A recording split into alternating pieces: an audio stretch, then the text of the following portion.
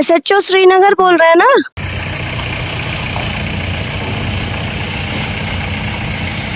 साथियों, जिस तरह से हमने 3 दिन पूर्व यह सूचना दी थी कि श्रीकोट क्षेत्र में जहां पर खनन पट्टा आवंटित भी नहीं है, वहां पर अवैध खनन हो रहा है। तो आज 6 तारीख की सुबह 4:25 अभी हो रहा है और वाहन यहाँ आ चुके हैं जो भर रहे हैं। करीब 4 से 5 वाहन यहाँ हैं। स्थानीय प्रशासन को जानकारी देने के बावजूद स्थानीय प्रशासन किस तरह से सोया हुआ है, हम आपके सामने एक बार कॉल करने की कोशिश करते हैं और किस तरह से अवैध खनन करके वाहन यहाँ से निकल रहे हैं। हम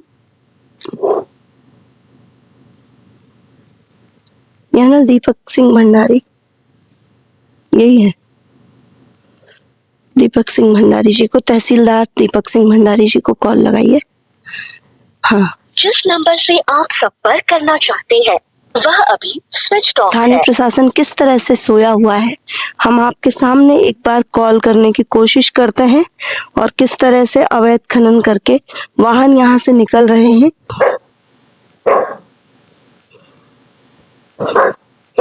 हेलो, आप सुन पा रहे हैं सर?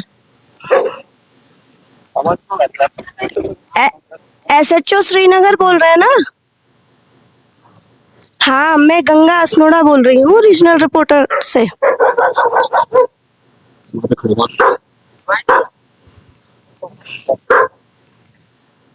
अच्छा, दिखवा रहे हैं कि क्या मामला है? हेलो हेलो, तो इस तरह से SHO श्रीनगर को जब कॉल किया गया तो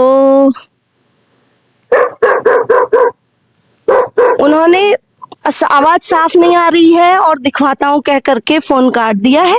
ये सुबह सवेरे की बात है और हर दिन ऐसा हो रहा है। लगातार स्थानीय लोगों की सूचना के बावजूद स्थानीय प्रशासन, पुलिस प्रशासन किस तरीके से अनदेखा कर रहा है पूरे मामले को, जिलाधिकारी संज्ञान लें और इस पर तुरंत कार्रवाई करें। तो जिस तरह से अभी 4 वाहन यहाँ पर निकल गए हैं रेत और पत्थर भर करके, लगातार प्रशासन को बताए जाने के बावजूद हर दिन यहाँ पर अवैध खनन होता रहा। और ये नदी का पाट देखिए आप, ये पूरी तरीके से खाली हो चुका है। यहाँ पे मिट्टी दिखाई दे रही है लगातार। मैडम आप हैं या तो आपका कॉल, आपका तो फोन बंद आया, उससे पहले आपका फोन बज रहा था। 3:55 पे आपका फोन आया। मैं तुरंत तो फोन स्विच ऑफ करके आया हूँ। अच्छा, मैंने कहा किसी को सूचना नहीं देनी है, फोन स्विच ऑफ करके तब आया मैं।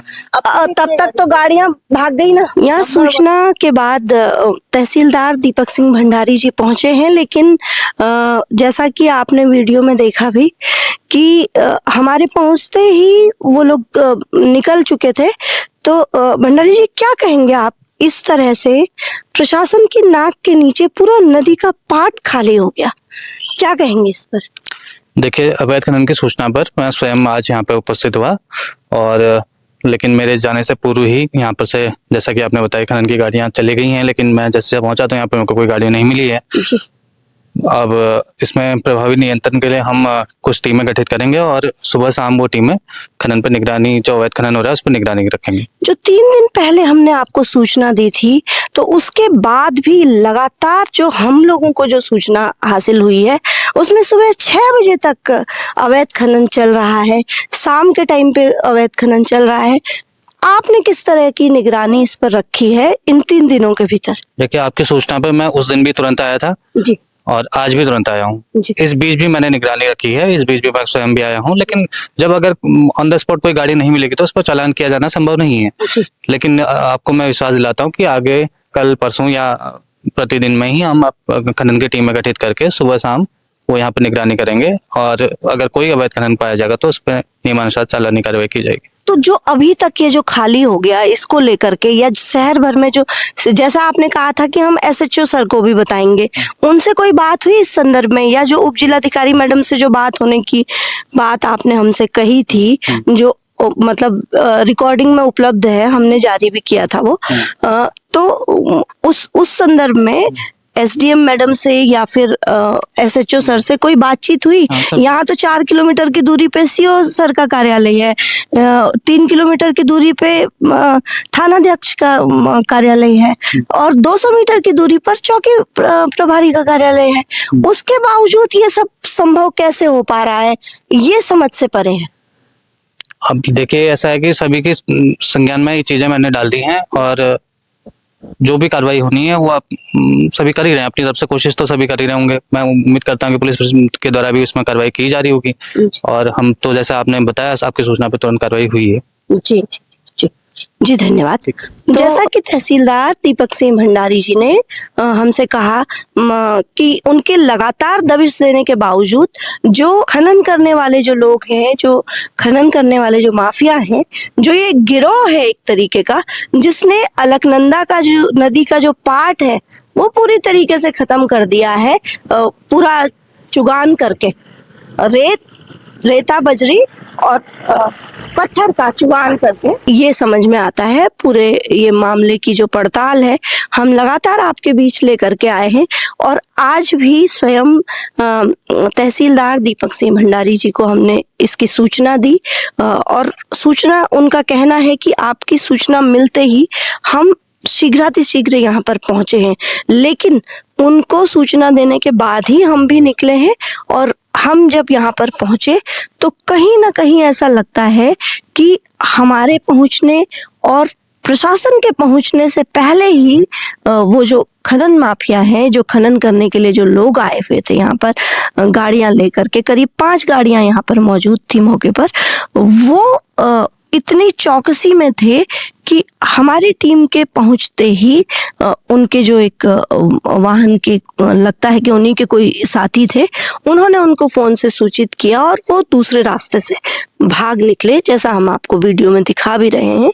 तो ये इस तरह से सबसे ज्यादा चौंकाने वाली बात यही है कि नगर निगम है, नगर निगम ने कोई एक्शन नहीं लिया। उसके अलावा उपजिलाधिकारी जो हैं वही नगर आयुक्त भी हैं, तहसीलदार यहाँ पर बैठ रहे हैं। मुख्य रूप से जो खनन विभाग के जो अधिकारी हैं और जिलाधिकारी जो इसके लिए सीधे तौर पर जो खनन को लेकर के सीधे तौर पर जिनका संबंध है इसको रोकने के लिए, वो कार्यालय भी मात्र 30 किलोमीटर की दूरी पर यहाँ से स्थित है।